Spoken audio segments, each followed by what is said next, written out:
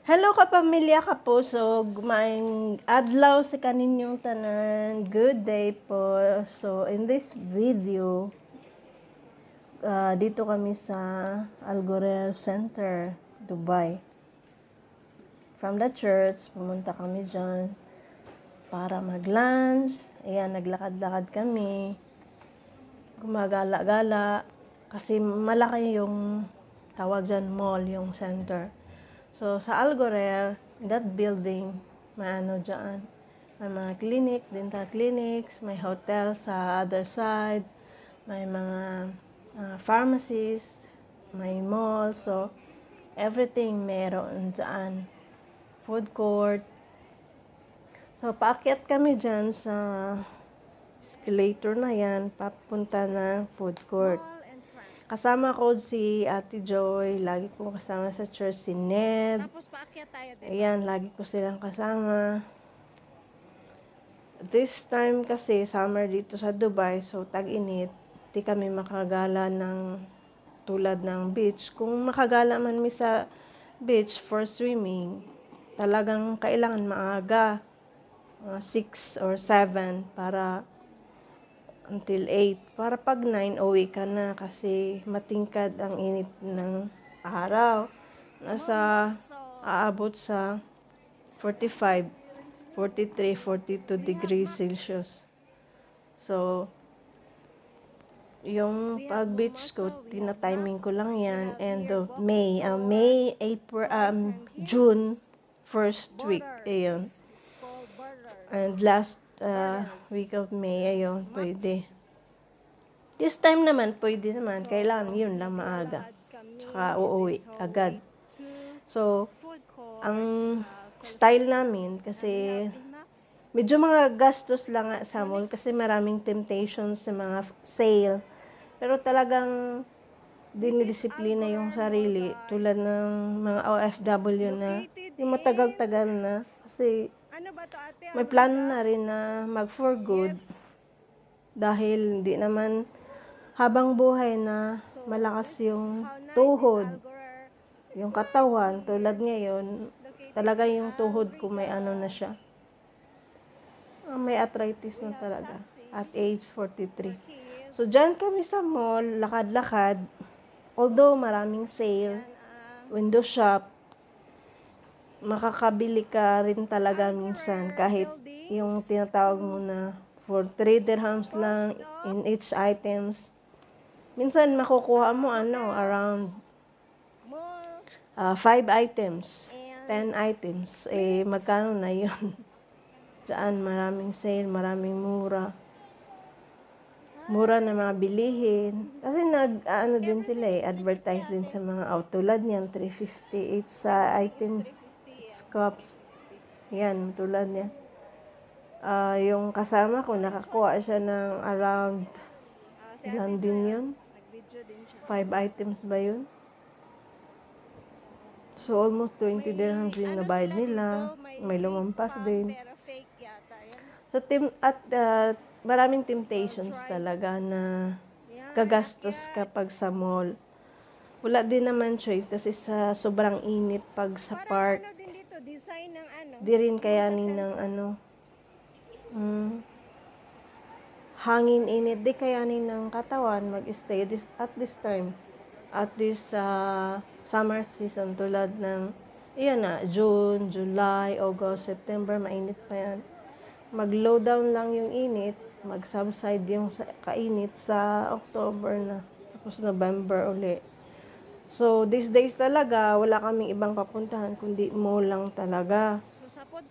Kailangan lang talaga disiplina sa paggagastos kasi dumaan na rin yung time na dati, wala akong disiplina, yung bili, kung anong magustuhan bili.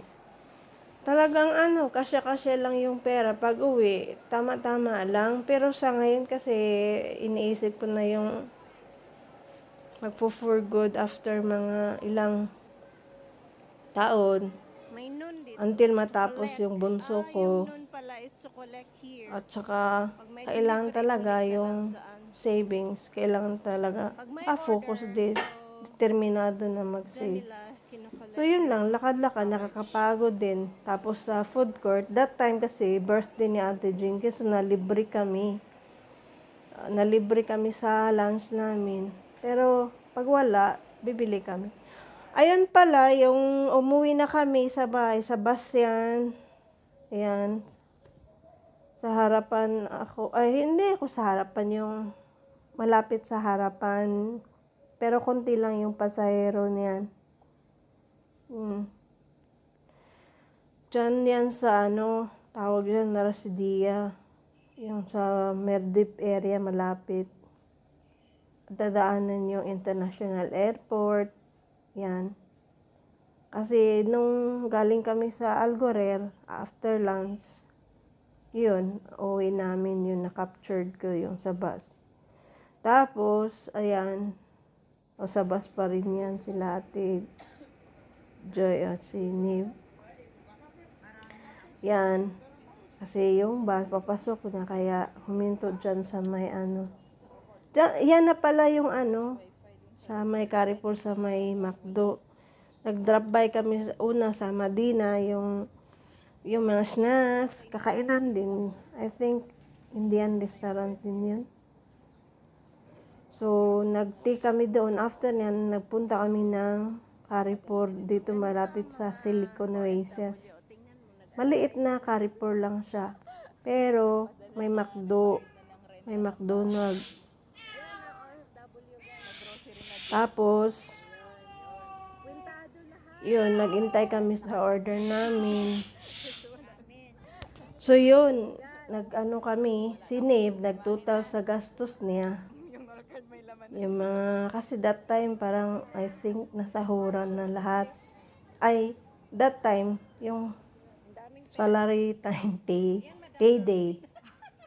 So, yan, nagtotal sa mga gastos, mga bayarin, mga kung ano-anong kailangan, mga commitment. Basta faithful kay God, Yes. talaga yun. Not just material things, So, financial, but also health. while naghintay sa order, Blessing. ayan, ano bang sinasabi ko dyan?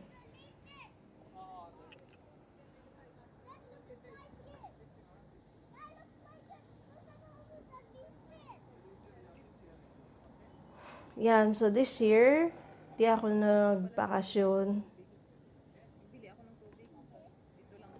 So, during off, minsan matagal ako umuwi sa bahay. Naglalakad pa kasi ako ng around 20 minutes. Galing dyan sa highway.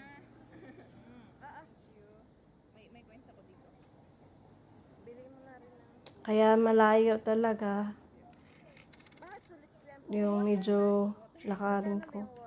Kaya kailangan kong mag-uwi. Kailangan kong uwi sa bahay. Mga around 8, 9.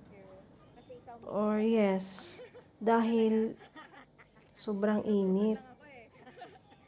Minsan talaga walang hangin. Sobrang init. So, yun lang para makasurvive din. Pero that time, na yan, mga 9, around 9.